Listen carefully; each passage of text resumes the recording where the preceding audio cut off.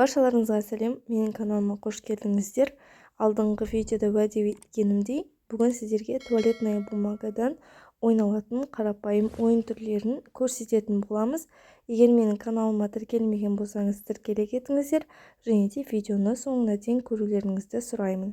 Мен ұсынған ойындардың барлығын 10 айлық балаға ұсына берсеңіздер болады. Яғни 10 ай, 11 ай болса балаңызға ұсына берсеңіздер болады. Біз осы ең бірінші ойын түрі, ол башня деп аталынады.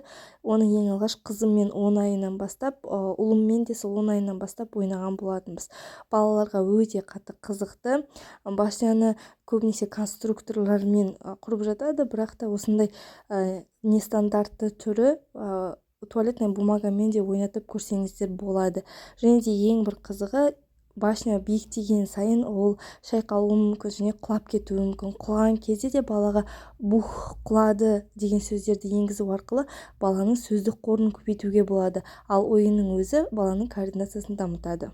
Екінші ойынымыз ол жырт және мыжы деп аталынады. Яғни туалетная бумаганы алдымен бала жырту керек, кейіннен мыжу керек. Сол арқылы баланың мелкая моторикасы дамитын болады.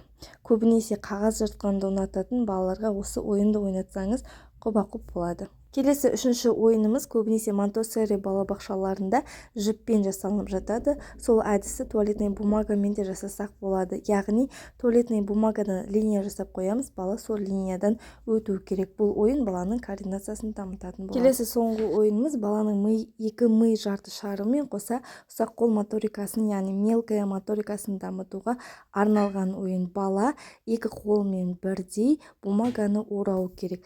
Мынау көрсетіліп тұрған екінші варианты, яғни бумаганың ең соңғы жағына белгілі бір ойыншықты қойып қоясыз. Бала бумаганы жыртпай өзіне ақырындап тарту керек. Бұл ойын түрі Инстаграмда қазір көбінесе стаканға су қойылған түрімен хит болып келеді.